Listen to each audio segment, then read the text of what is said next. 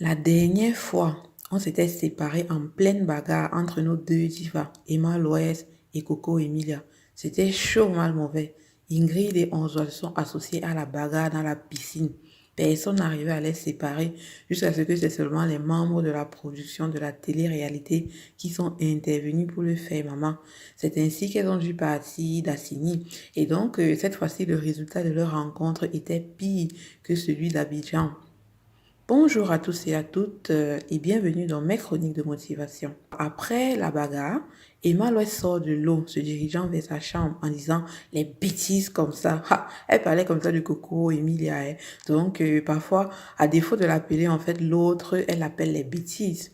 Puis elle dit en riant, pendant qu'on l'interviewait, que c'était bien et qu'elle aurait dû faire plus que ça. Elle avoue en fait de son côté de femme provocatrice, de garçon manqué qui aimait bien la bagarre. Donc c'est en fait un caractère qui est présent en elle depuis qu'elle est toute petite quoi. Elle dit d'ailleurs qu'on la chassait très souvent des établissements scolaires pour ça et dit pardon, et demande pardon, elle profite pour demander pardon à son papa pour tout ce qu'elle a fait.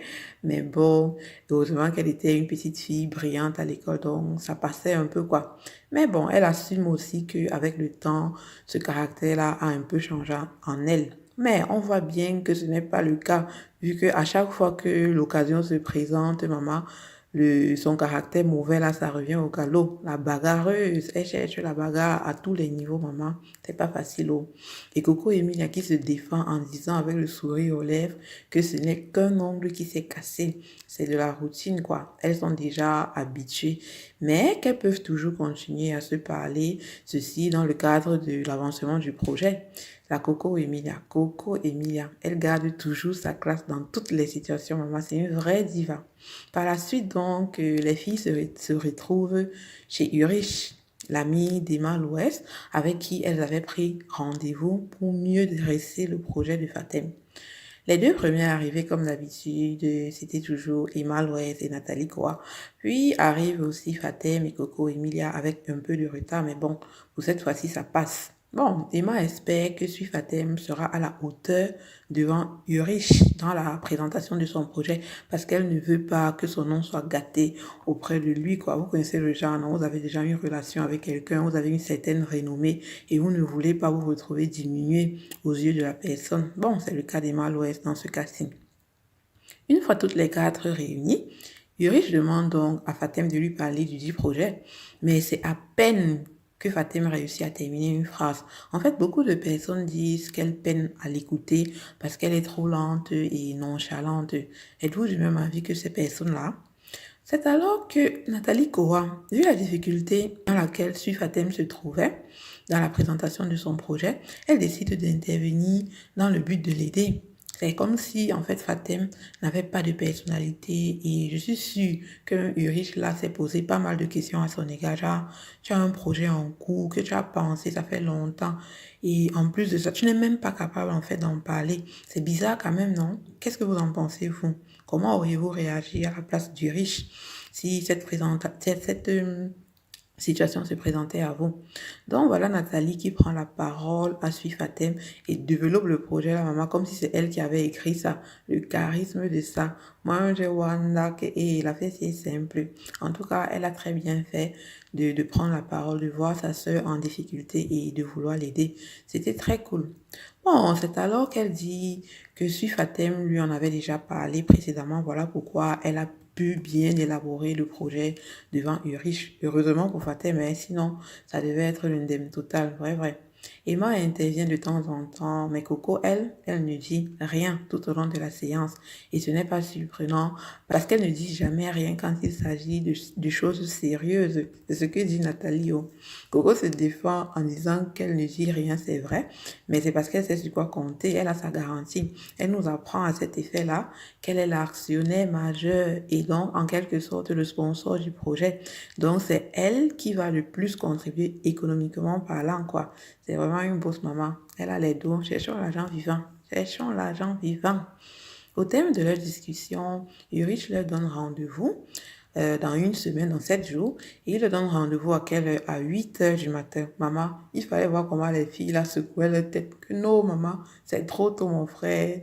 le champagne ne sera pas encore fini dans nos corps. Depuis le début de la télé-réalité, si c'est la première fois que je les vois toutes d'accord sur un sujet, le sommeil, c'est important. Bon, du coup, le rendez-vous s'est reporté pour un autre jour dans l'après-midi. Après s'être tout dit, Urich profite un peu pour prendre des photos avec elles, les stars. Il va un peu se vanter demain qu'il a déjà eu à les côtoyer, hein, avec preuve à l'appui, bien sûr, ou bien. Coco Emilia est invitée aussi par la suite par une chaîne de radio ivoirienne appelée Radio Vibe, où on lui pose quelques questions sur le projet de Fatem, mais malheureusement pour eux, elle ne peut pas beaucoup en parler. Il lui pose également quelques questions sur sa relation avec les autres filles, précisément Nathalie et Emma, puisqu'on sait que c'est avec ces deux-là qu'elle a des problèmes, quoi, elle ne s'entend pas. Elle leur dit, oh, que voilà, il y a eu des clashs entre elles et qu'il n'existe même pas la possibilité de réconciliation vu la profondeur du problème. Donc, elle sera toujours seule là-bas, mais pendant que les autres seront toujours associés à deux contre elle. Donc, quand elles se croisent en différents endroits, elles ne se parlent pas, mais quand c'est nécessaire, elles sont capables de s'asseoir sur une même table et discuter. Elles sont quand même de grandes personnes après tout. Et là, on découvre également que son plat ivoirien préféré, c'est le faux sauce graine et qu'elle a d'ailleurs appris à cuisiner tellement ça lui plaît. Ça se voit qu'elle s'est bien intégrée, hein, dans la culture ivoirienne. D'ailleurs, elle a toujours dit que la Côte d'Ivoire, c'est son deuxième pays. Une autre vertu de Coco que j'ai découverte à travers cet épisode, c'est qu'elle s'est partagée. En fait, elle a profité de son passage en Côte d'Ivoire pour faire un peu de bénévolat, chose que j'ai beaucoup appréciée. C'est bien ça, Coco, du courage. Fatem de son côté se met bien. Elle fait un peu de sport, là. Question de toujours garder la taille, la forme. C'est quand même un mannequin, ou bien. D'un autre côté, on a Emma et Nathalie Koa qui s'en vont faire les boutiques. En fait, Emma lui présente un magasin qu'elle désirait visiter depuis longtemps, qu'elle avait découvert sur un post Snap d'Emma. Et elle a dit donc à Emma qu'une fois en Côte d'Ivoire, elle aimerait que Emma lui fasse découvrir cela. Donc, elles s'y rendent, on les accueille comme des princesses, comme des divas. On leur fait voir différents modèles et elles finissent du côté des robes de mariage. Nathalie prétend qu'essayer une robe de mariée peut peut-être lui porter chance en fait dans le futur de trouver quelqu'un. Puis elle filme une écriture où il y avait écrit j'ai dit oui. Maman, moi-même ça m'a fait flex jusqu'à l'écriture était présente dans la boutique bien évidemment. Ça m'a fait flex et j'ai du coup pensé que voilà, il est possible que cela se soit passé pendant la période où elle préparait ses fiançailles. Donc, bon, de toutes les façons, on ne sait pas ce que nous réserve la suite. Peut-être qu'il y aura une possibilité de mariage. En tout cas, ce ne sont que des spéculations. Après, dans les achats, en sortant du magasin, devinez sur qui elle tombe. Coco Emilia, qui entre aussi dans le même magasin. Mamma mia, c'est les que vous voulez voir. Ha! Nathalie et surtout Emma, c'était même pas, je veux dire Coco Emilia et surtout Emma, c'était même pas Nathalie. Maman, les en tordant la bouche, maman. Chacune d'elles tord sa bouche en piaffant. Et Emma qui lâche après sans attendre que c'est même comment avec elle, non. On dirait elle nous suit seulement partout où on va, mon frère. C'est comment. Et Coco qui ne les gère même pas. Oh, qui ne connaît pas Coco. C'est une grande dame. J'étais en train de regarder ça hier avec mon ami. On montrait Nathalie, on montre Sui, on montre Emma. Il me demande que c'est qui. Mais dès qu'on montre Coco, il dit spontanément, ça c'est pas biscuit de mer. Maman mia, on a là jusqu'à, ouais, j'étais au sol. En tout cas, que nous réserve la suite, c'est-à-dire l'épisode 6. Si vous voulez le savoir, abonnez-vous sur ma chaîne et activez la cloche de notification pour ne rien rater. Alors, une des actions que j'ai appréciées dans cet épisode, c'est effectivement le don qu'a fait Coco Emilia dans une association de la place en Côte d'Ivoire. Ceci nous démontre à quel point elle ne pense pas seulement à elle. Elle sait que si aujourd'hui elle a la grâce d'avoir ces petits moyens, il y a d'un autre côté des personnes qui souffrent, qui n'ont pas de quoi manger, qui n'ont pas de quoi se vêtir, qui n'ont pas de quoi boire, qui n'ont pas un toit où vivre, qui n'ont pas de famille qui va les protéger, les soutenir dans des conditions difficiles.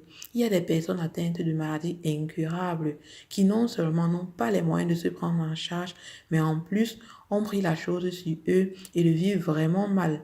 Parfois, ces personnes sont abandonnées à elles-mêmes par leurs proches. Qu'ont-ils pu bien faire pour mériter cela? Ce sont parfois des personnes innocentes, victimes des malheurs de la vie.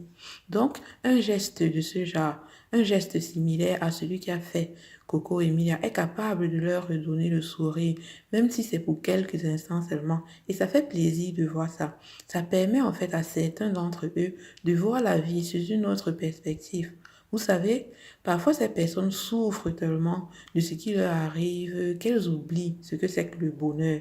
Elles oublient ce que c'est que la joie de vivre. Du coup, il suffit parfois d'un petit geste humanitaire pour leur redonner du sourire et leur permettre de se remémorer du bien que ça peut apporter, de la transformation que ça peut apporter dans leur vie.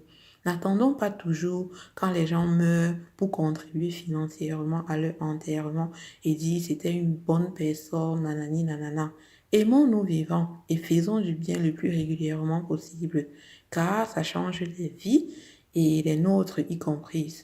C'était mes chroniques de motivation. Merci de m'avoir suivi jusqu'à la fin et restez connectés pour une nouvelle chronique de motivation. Ciao, ciao!